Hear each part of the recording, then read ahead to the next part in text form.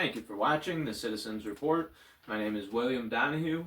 For today's show, I have a Ukraine section, a globalism section, a key bridge section, a section about some election news or insight, and a section about policy failures. So, before I get started with that, please like and share this video, and also subscribe to my channel. Get this information out there to as many people as you can. I try to provide an accurate insight into the deeper things behind the news, so I think that everybody could appreciate that, and I would appreciate it if you would share this video. So to get started, money transfers proof that Crocus terrorists for hire followed orders from Ukraine. There was large cryptocurrency transfers that took place from the Ukrainian government to the Crocus City Hall terrorist attackers. So I kind of speculated about this last week, did a little analysis based on the trends and the history of Ukraine and ISIS and the US government and the intelligence agencies. So if you want to see that analysis, there's 3 episodes where I covered Russian news. Also, my YouTube shorts, I try and compact small tidbits of information. Those are useful, so check out my YouTube shorts, like those if you see them. This article here, investigators establish link between Moscow terrorist attack suspects and Ukrainian nationals. So this article just backs up my previous article here, basically saying the same thing. U.S. fails to share all data on terrorist threat with Russia, not to reveal sources. So that's the excuse, is they didn't want to reveal the sources of who they found out this terrorist attack was going to happen from. But they did not share the information. They said through the embassy, the U.S. embassy in Moscow warned citizens, U.S. citizens in Moscow, to stay out of concert halls. So there was some prior knowledge. We did not give the whole story, and Russia even called us out a little bit for it. That's also in last week's episode, or the last episode. I keep saying last week. The last episode that I recorded, this whole breakdown is very deep. Ukraine's army in stagnation. Zelensky's top advisor, so his own military advisor, is saying that their army is stagnant and that they're not having success moving forward, pushing Russia back. Greek Foreign Legion mercenary. Fighting in Ukraine is harder than fighting in Afghanistan. This is a Greek mercenary. And then Finnish mercenary reported dead in Ukrainian conflict. These are Greek and Finland, but as I pointed out, we have intelligence agents over there. There is U.S. people that are in Ukraine. There are mercenaries hired by other countries, as to not raise any eyebrows of the actual militaries going in. So they're hired as mercenaries, but there is other countries fighting Russia as well. It's just secret. Secret. It's all public information, but it flies under the radar. CTBTO chief on U.S. maintaining readiness to test all parties expected to honor memorandum. So that's CTBTO, that's a Russian organization. The U.S., there was explosions in a spot where previous nuclear testing has taken place. So I think that Russia is essentially calling us out, saying we expect you to honor the no nuclear weapons testing memorandum that we all have in place. With this conflict going on, this could be seen as an escalation. So that's very important to pay attention to, as threats of nuclear conflict have been made by both sides. Globalism. Oregon declares war on small farmers.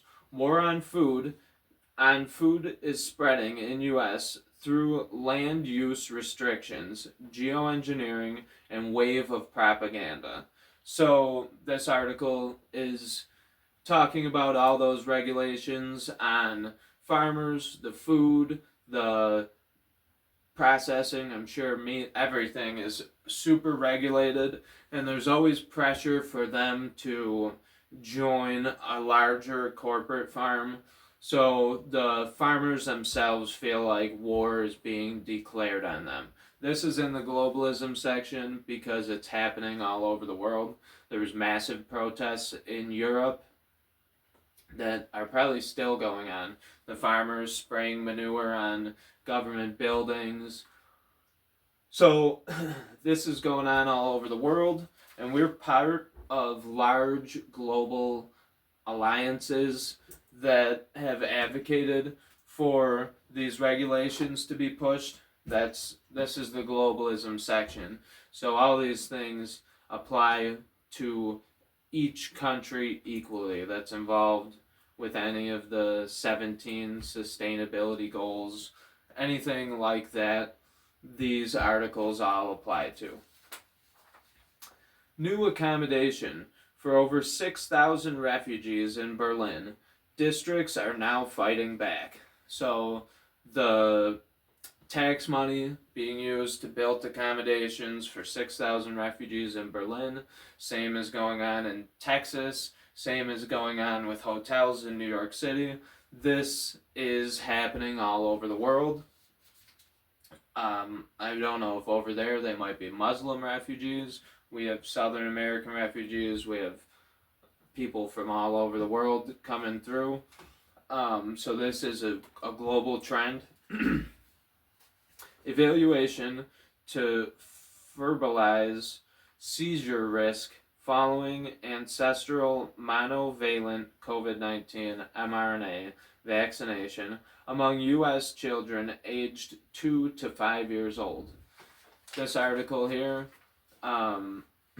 talks about seizure risk for 2 to 5 year olds following the mRNA vaccine. So that is a study that came out. This is actually the printed off version of the summary of the study. So the question was, among children aged 2 to 5 years old, is the risk of verbal seizure elevated immediately following COVID-19 mRNA vaccination? That's the question of the study, and they go through and find a risk associated. This, if you want to read it, all you have to do is type in the headline and you can read the entire study. So, Texas hailstorm inflicts massive damage on solar panel farm, causing fear of contamination. Fear of contamination. I guess there's a fear of contamination. What I took from this article, there was a massive acres upon acres of solar farms that got hit with a hailstorm, and the hail cracked all the panels, so they're all useless.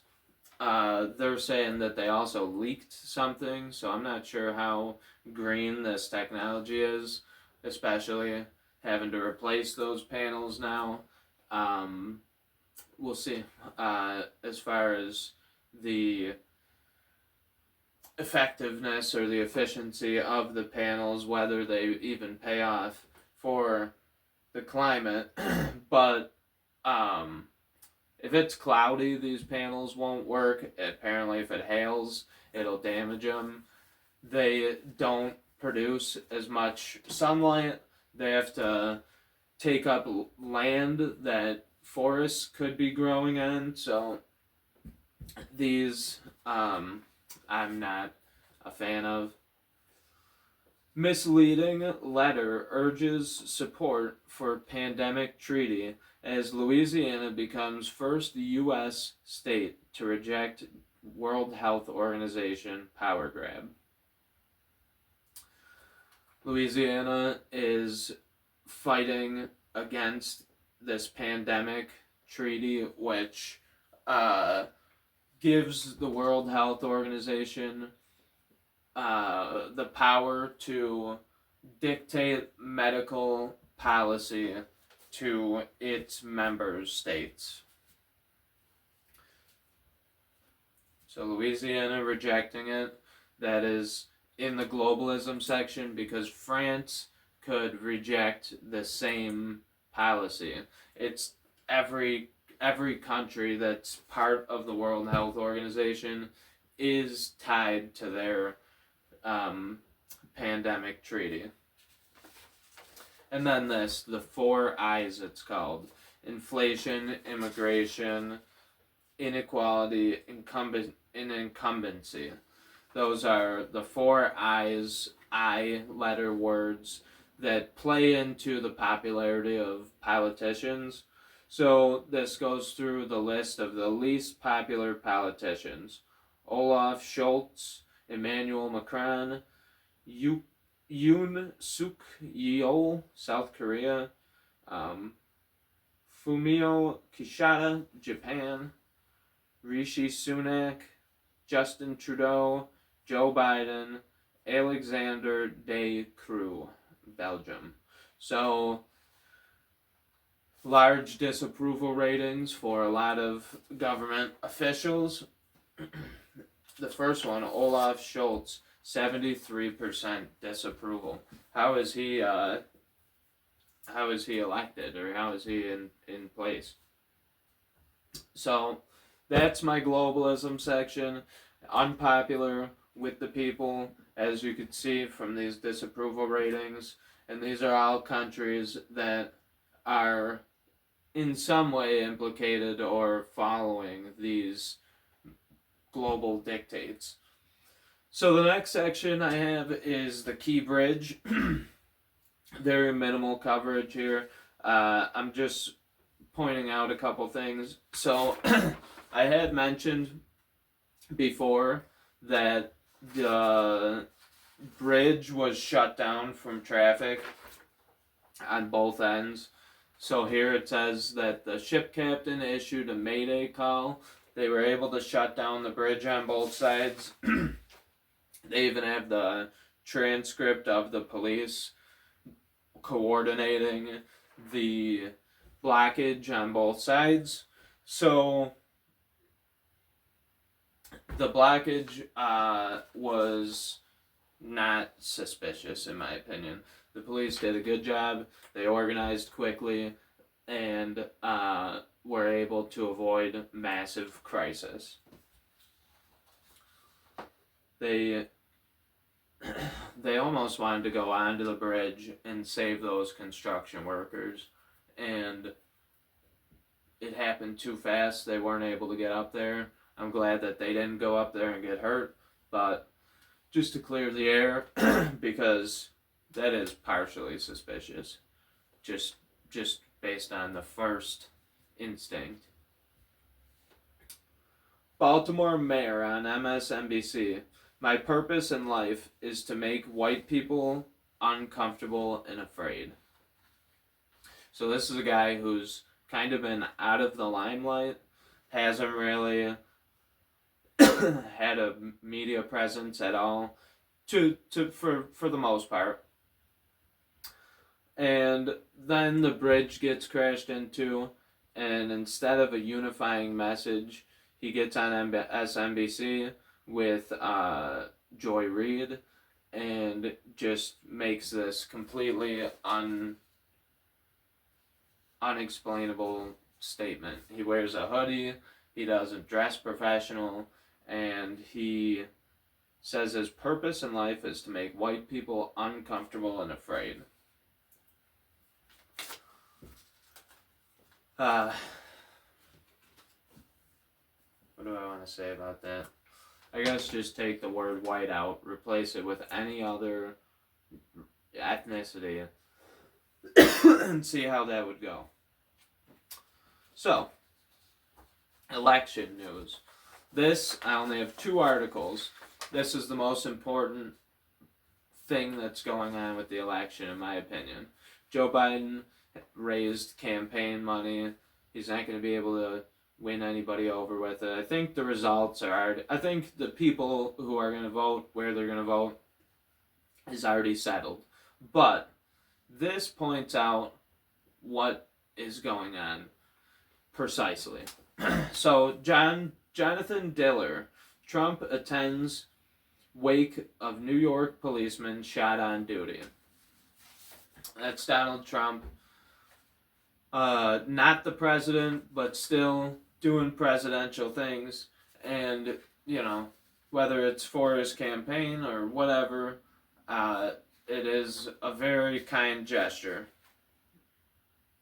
At the same night that Trump's doing this, Biden hosts star-studded New York City fundraiser with Obama and Clinton.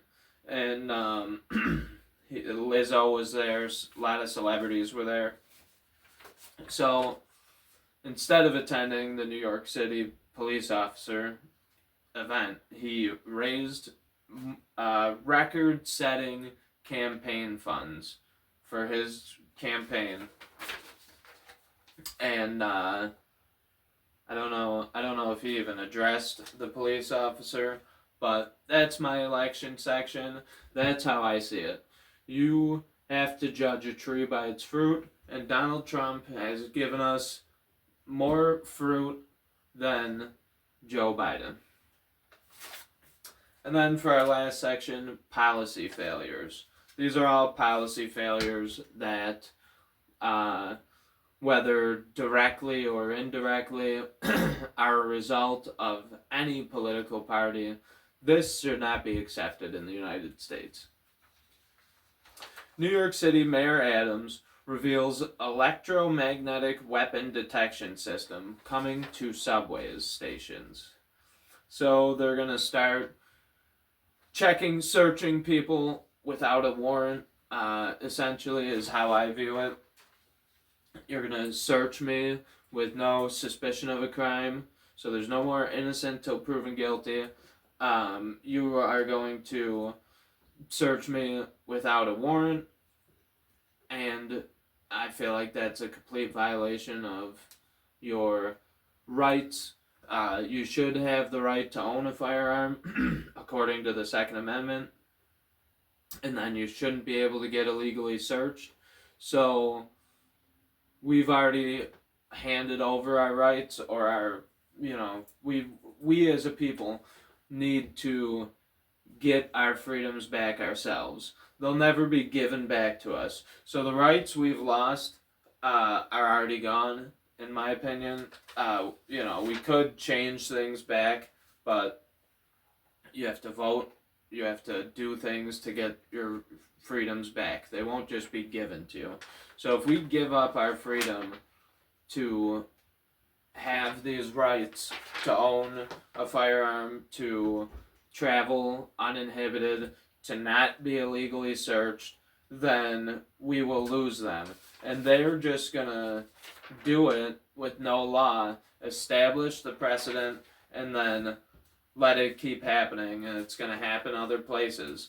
So this is something we have to get ahead of, especially because it's happening in New York State, where I live.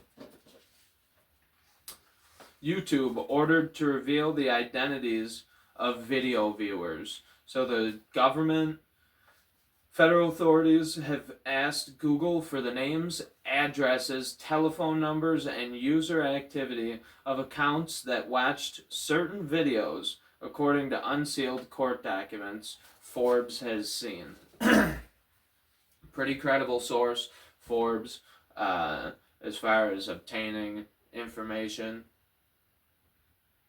They have revealed that Google wants your name, address, telephone number, and other activity of accounts that watch certain YouTube videos. So now they're targeting people based on the content that they consume. This is the product of probably this search or this request. Viral videos allege Biden FBI is making house calls over social media posts. So I watched the video. The people once on camera wouldn't identify themselves. They did say that they were with the FBI. They tried to schedule time to talk with this person. I'm not sure what the view was that they were targeting her for, or him, or what. I couldn't really tell because they were behind the camera. But the FBI is actually, according to this video, is actually going to people's houses over social media posts, which is a complete violation of freedom of speech. Once again, a policy failure. The fact that our intelligence agencies are trying to spy on American people and harass them for their own opinions.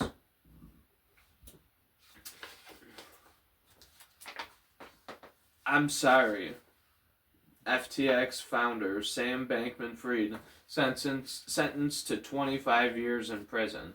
Once again, following this article makes a lot of sense for it to be in the policy failures section, because Sam Bankman-Fried was able to set up a scheme where he stole tons of money from people based on a cryptocurrency that was essentially designed to fall apart.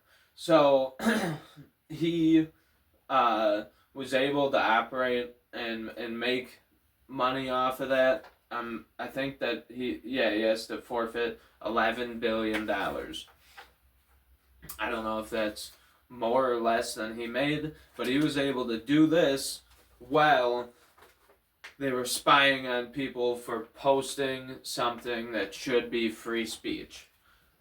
So that is a complete failure and a complete lack of focus on priorities. Fast food chain cuts staff ahead of California's $20 minimum wage increase.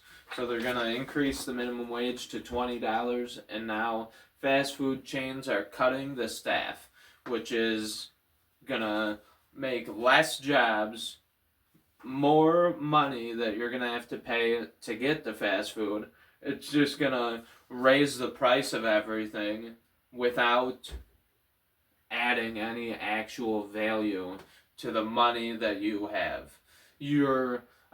Since the last minimum wage increase, which was a large jump in New York State, we've had groceries go up through the roof, gas go up through the roof, which isn't probably affected by that.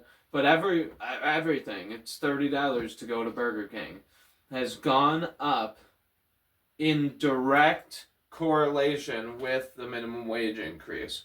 Rent went up. So everything, as minimum wage rises, the price of everything goes right with it. We need to quit artificially increasing the value. In Germany, post World War I, when Germany was being punished for the damage done to Europe, they printed off so much money trying to trying to pay off their debt or whatever, trying to boost their economy, stimulate it, stimulus checks, all that stuff that we got. They printed off so much money that you had to take a wheelbarrow of money to the grocery store to buy groceries. I'm not sure, how exaggerated some of those stories are, but it happened to the Weimar Republic, It happened to Venezuela, and we can't just print money or just make minimum wage higher. There's a reason why people get paid what they get paid. Corporations might be greedy.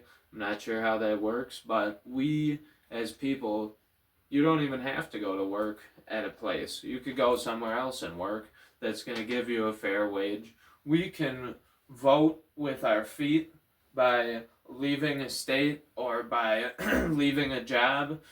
The power that you have as an individual, if you just act in things that are right. Like everybody goes to work, and everyone will be like, "Oh, this is stupid." Just, I mean, that's a small example. Think about a shop floor where they all disagree with something, so they just shut down work and force this thing to be changed, to be corrected to the right way. Because those guys know best. They work on that floor every single day. And if all of them agree, then, you really have no choice but to change it. So, with that in mind, think about the country and these people in charge. It's like that meme. The people are all on their hands and knees, and everybody's playing a board game, Monopoly or something, on their backs. And it says, if we all stand up, the game is over. So, we need to stand up to the things that are taking place here. And it's up to you as an individual to do your part daily. And collectively, we make these changes happen. That's all I have for you tonight. Thank you for watching, and I hope that you enjoy your celebrations tomorrow in recognition of the death of Jesus, what he did for us to absolve us of our sins was the ultimate sacrifice, and with that we were given a commission to follow in his footsteps and to create an environment. So what I just talked about was collectively working together. What the Bible talks about is the body of Christ. I think that those two things are parallel or the same to an extent, in my opinion. When I read the Bible and try and apply it to today's day and age, that's kind of my takeaway, is collectively doing the right thing and basing it on what you know is right.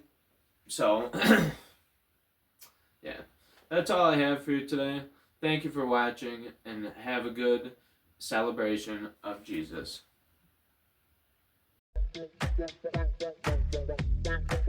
Thank you for watching The Citizens Report with William Donahue. On this show, we search for knowledge, wisdom, and understanding of the world around us through the lens of an American citizen.